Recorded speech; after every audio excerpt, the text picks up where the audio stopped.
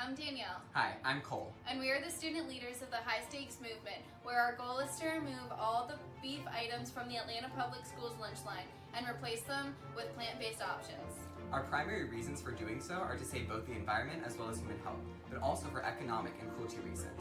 When we get this done, we will be the only public school systems in the United States that have beef removed from their menus. We would love some words of encouragement from you to help motivate our student peers to follow behind our movement. Thank you for watching our video.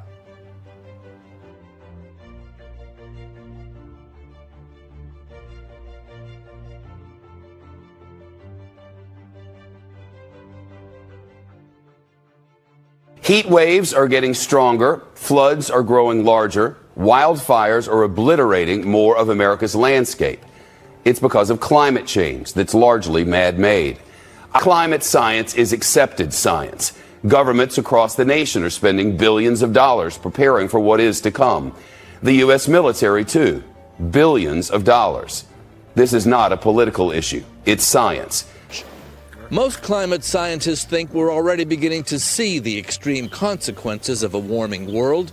Severe storms, sea level rise and flooding in the Philippines and on the U.S. East Coast. Other consequences, crop failure and mass population movement, may also reach crisis levels in the next 20 years or so.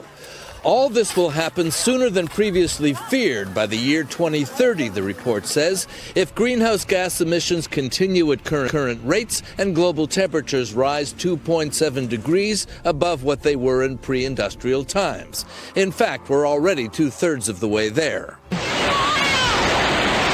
If we don't take action, the collapse of our civilizations and the extinction of much of the natural world is on the horizon.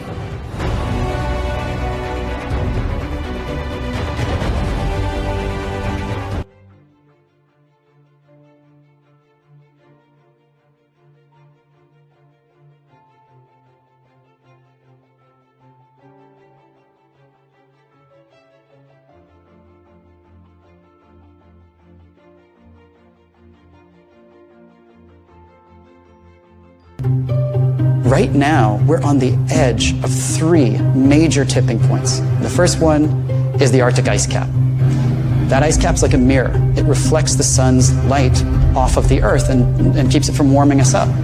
But as it melts, you get a smaller mirror, which means a warmer Earth, which means more melting, which means more climate change. Another example of a tipping point is ocean acidification. As you get more CO2 in the atmosphere, a lot of it actually is going into our oceans.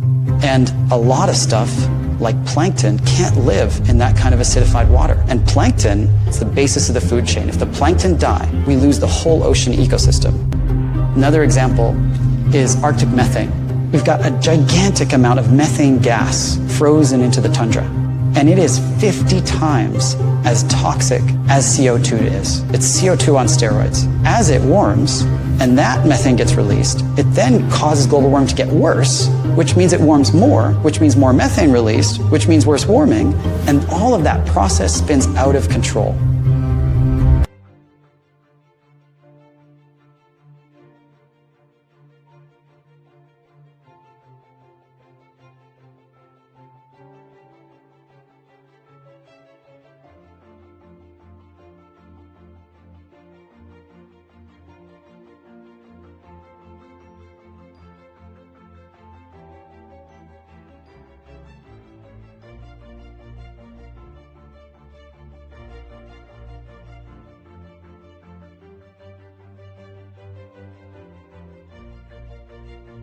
It's not about a few more droughts and a few more storms. It's about a catastrophic shift in this fragile balance of our biosphere that threatens everything we love.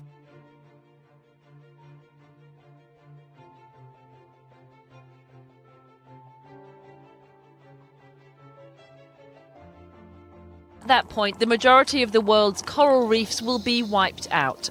Arctic summer ice will be critically reduced, exposing the sea to hotter temperatures, while polar region ice sheets will continue to melt, drastically raising sea levels and forcing millions from their homes. And much of the Amazon, the world's largest forest and CO2 absorber, would die off from drought.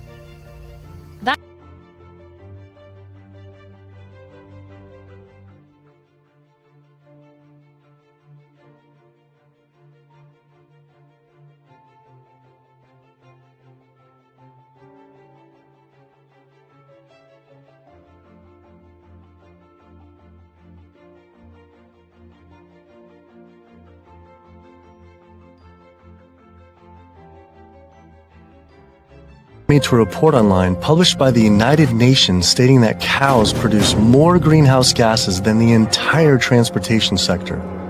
This means that raising cattle produces more greenhouse gases than all cars, trucks, trains, boats, planes combined. But not only that, I found out raising animals for food consumes a third of all the planet's fresh water, occupies up to 45% of the Earth's land, is responsible for up to 91% of Amazon destruction, is a leading cause of species extinction, ocean dead zones, and habitat destruction.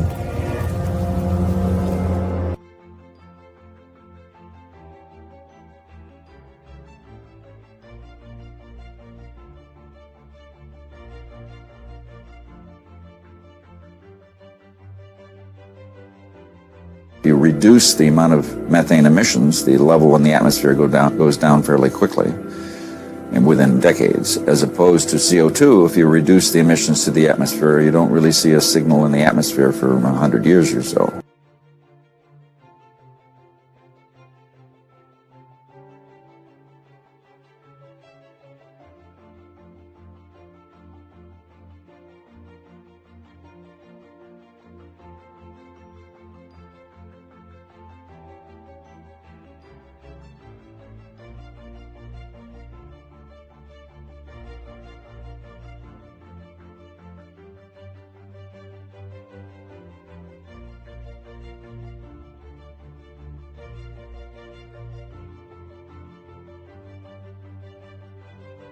Our global rainforests are essentially the planet's lungs.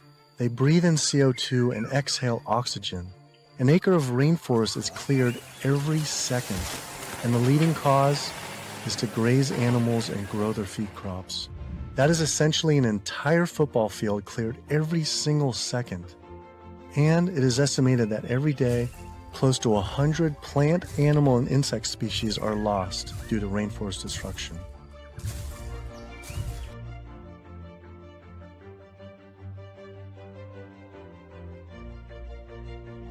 The Amazon rainforest, often called the planet's lungs, is struggling to breathe. Record fires causing massive devastation, nearly 73,000 detected by researchers so far this year, an 83% increase from 2018. The fires visible even from space, those white patches not clouds but smoke, powerful winds carrying it nearly 1,700 miles away to Sao Paulo. The major concern, how the wildfires could accelerate climate change. The Amazon rainforest produces 20% of the oxygen in the Earth's atmosphere, a vital defense against global warming.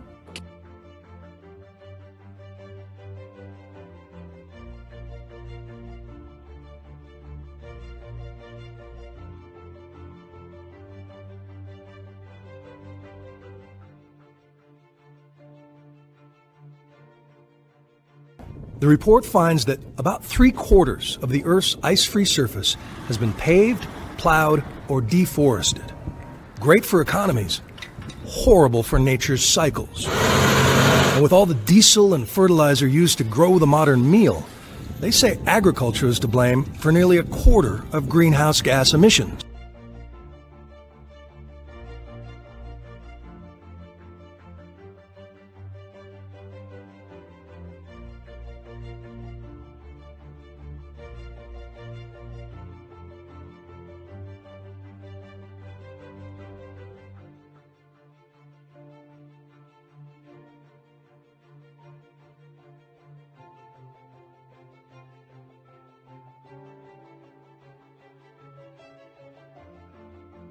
The shortage of water.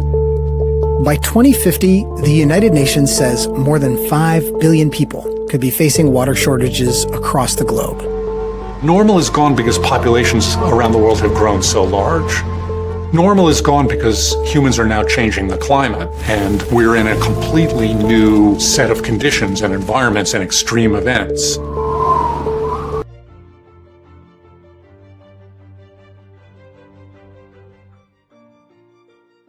That 1/4 pound hamburger requires over 660 gallons of water to produce. Here I've been taking these short showers trying to save water, and to find out just eating one hamburger is the equivalent of showering 2 entire months.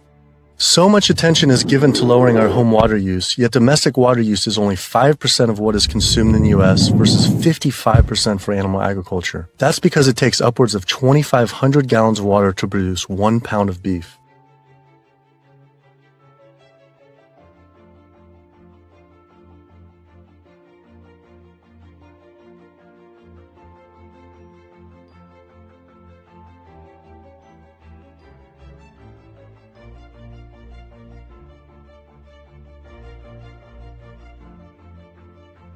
The Earth is now in its worst shape in human history. That is according to a new United Nations report. It finds up to 1 million species of plants and animals face extinction, many within decades. Researchers cite climate change and human behavior as major contributors. Scientists say we can do small things in daily life to help combat the problem. We have to think that this is the only world that we know that supports life, and we really have to take better care of our life support system. So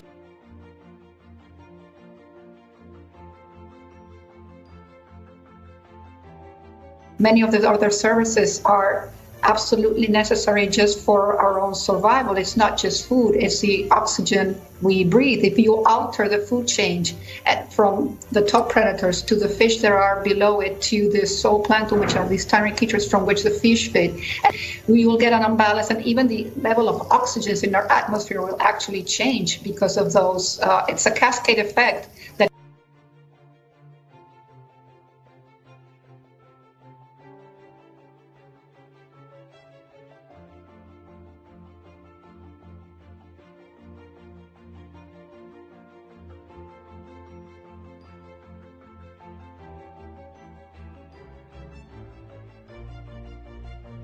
Look at the mounting toll taken by the ongoing flooding across the Midwestern United States.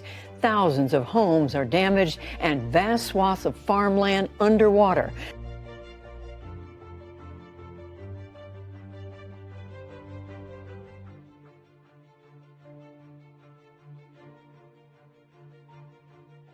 Estimate about $400 million in cow-calf losses, about $440 million in crop loss.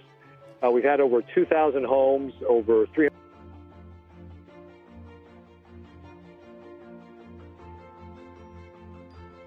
All their bulls and several cows and calves. A heartbreaking loss for a family who cares so deeply for their animals and the land they love.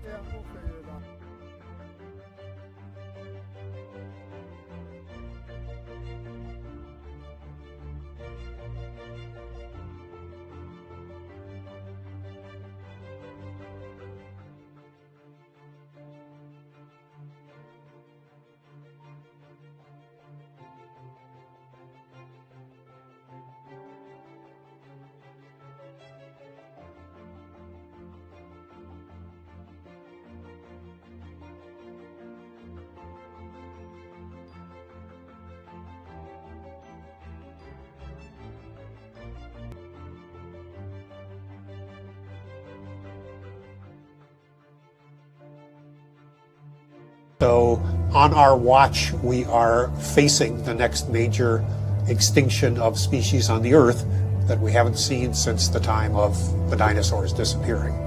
You know, when whole countries go underwater because of sea level rise, when whole countries find that there's so much drought that they can't feed their population, and as a result they need to desperately migrate to another country or invade another country. I mean, we're going to have climate wars in the future.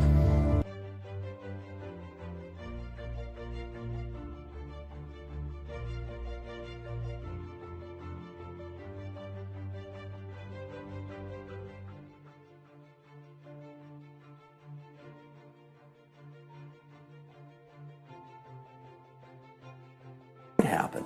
If we didn't kill all these cows and eat them, then we wouldn't have to breed all these cows, because if we didn't have to feed them, then we wouldn't have to devote all this land to growing grains and legumes and so forth to feed to them. And so then the forest could come back, wildlife could come back, the oceans would come back, the rivers would run clean again, the air would come back.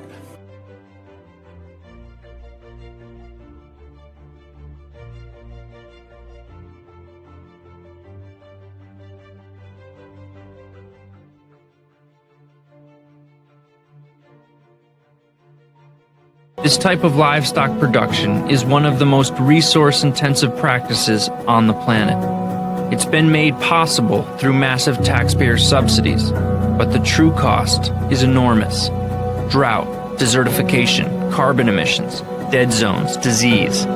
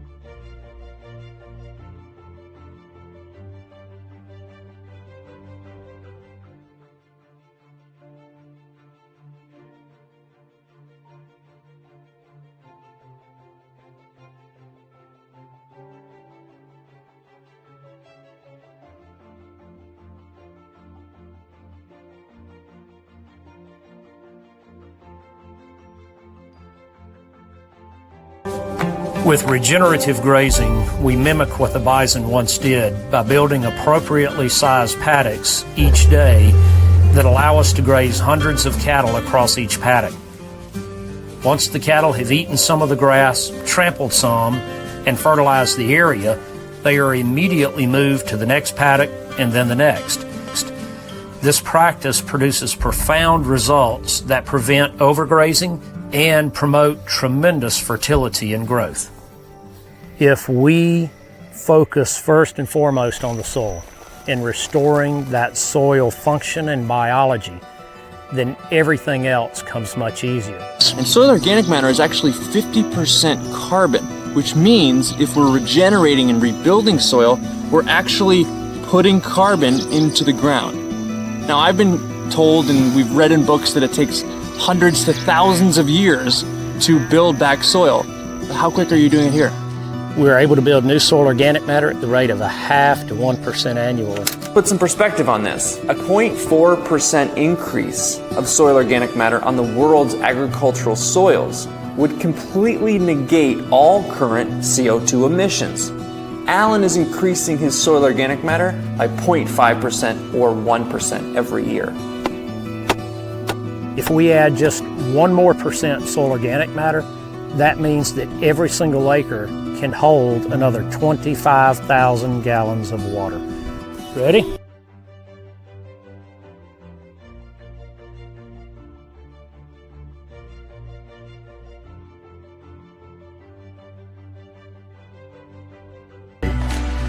And we know how profound this impact is, not just on the farmers and ranchers themselves and their quality of life and their ability to make a good living, but also on the rural economies surrounding these farms and ranches. We can rebuild our ecosystem, our degraded soils and our degraded water cycles. That's what excites me. And we're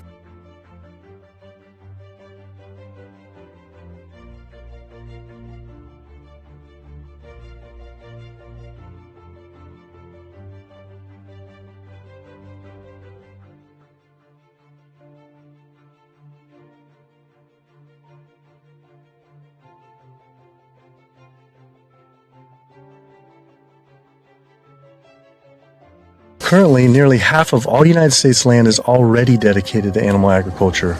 If we were to switch over to grass-fed beef, it would require clearing every square inch of the United States, up into Canada, all of Central America, and well into South America. And this is just to feed the United States' demand on meat. But that figure doesn't even take into consideration that much of that land isn't suited to graze livestock. We would have to convert all mountain ranges to grassland, clear ancient forests and national parks to grazing, and demolish every city just to make room to graze cows.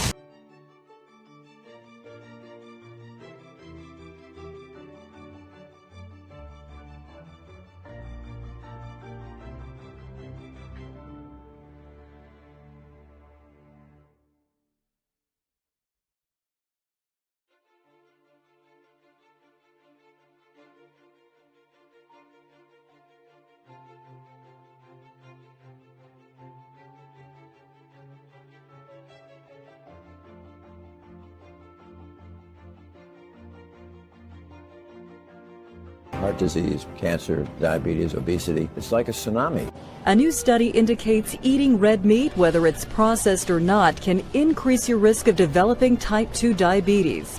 The cause of diabetes is a diet that builds up the amount of fat into the blood. I'm talking about a typical meat-based, animal-based diet. You can look into the muscle cells of the human body and you find that they're building up tiny particles of fat that's causing insulin resistance. What that means is the sugar that is naturally from the foods that you're eating can't get into the cells where it belongs. It builds up in the blood, and that's diabetes.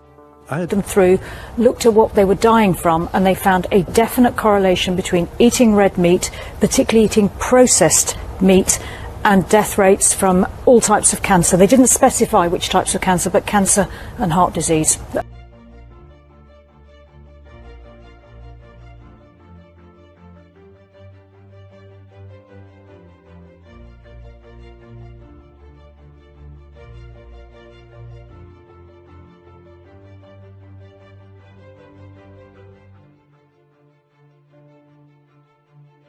If you ate a diet that was calorically adequate, and even things like brown rice and broccoli, and you got enough of it, you'd get enough both quantity and quality of protein. 2,000 calories of brown rice and broccoli is going to be about 80 grams of protein a day, including the essential amino acids that you need in order to maintain optimum health. I mean, grains are loaded with protein.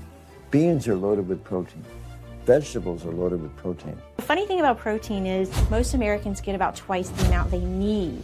Most Americans get less than half the amount of fiber they need. But the conversation tends to always be about protein. So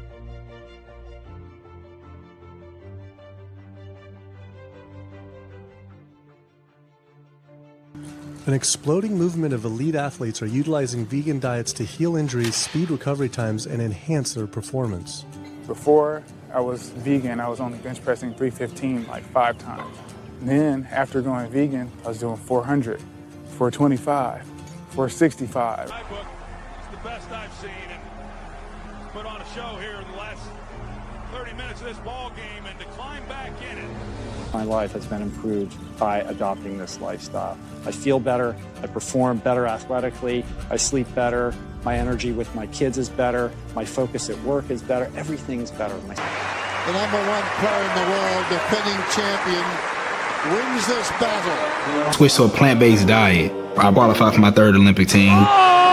I broke 2 American records. I was like, man, I should have done this a long while ago. And SOAR. This was our best season in the last 15 years, and we had 14 guys on plant-based diets. We all want to feel great, have more energy. In sports nutrition is that we have to have animal protein to perform at a high level. That's just not true. It's not one set of dietary guidelines for improving your performance as an athlete, another one for reversing heart disease, reversing diabetes. It's the same for all of them.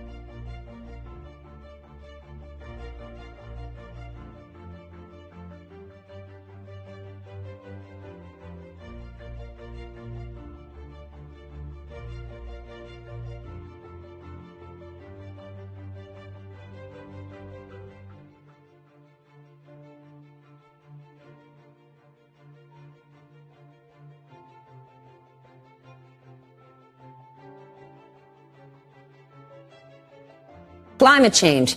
It's not just threatening to devastate the environment. It is also set to have a brutal impact on the U.S. economy. Warns of expanded wildfires in California and the Southeast, crop failures in the Midwest, disrupted global supply chains, and distressed infrastructure. All of these would set the U.S. economy back decades. I want to go through this.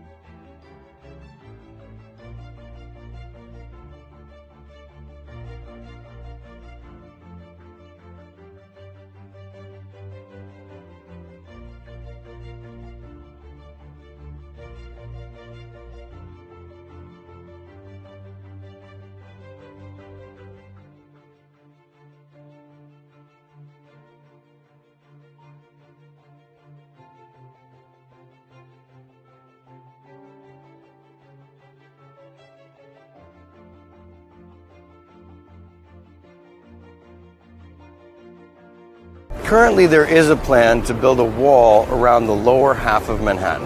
It's called the Big U. It's a berm about 10 feet high. That would protect us from storm surge similar to something like Hurricane Sandy, but just in Manhattan. But that wouldn't protect people right here in Dumbo. However, if the seas just rise by 5 to 9 meters, you're going to have to put a wall around the entire city. But even if we were to do that for New York City, could we do that for the entire East Coast?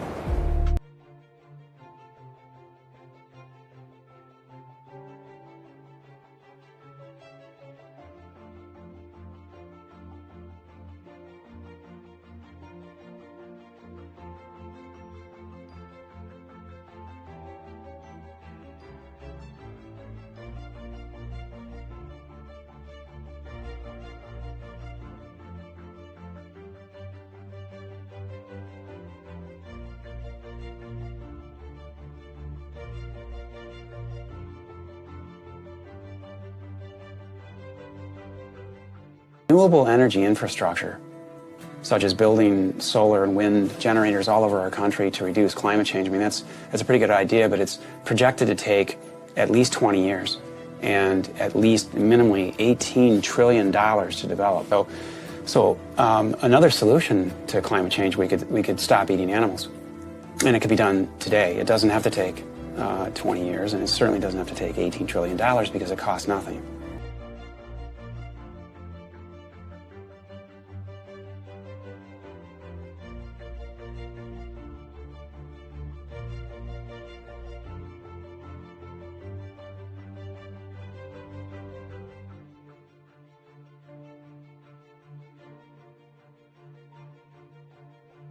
It would be a $17.2 billion program in 2019. They would slash $213.5 billion. They would add work requirements. They would limit eligibility. They would end a nutrition education program. And then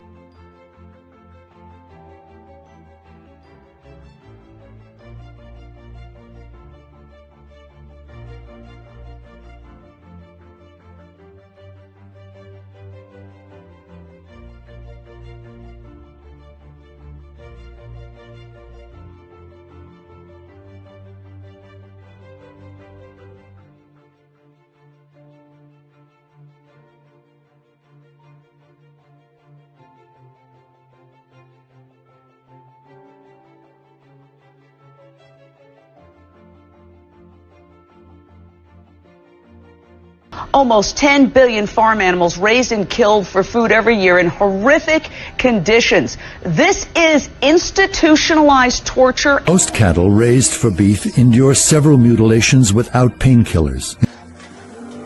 Most spend the last few months of their lives in overcrowded feedlots, standing in their own waste. Unreliable, stunning practices at the slaughterhouse condemn many cattle to having their throats cut and their limbs hacked off while still alive and conscious. One step forward, one step backward. That that is all the freedom of movement they have.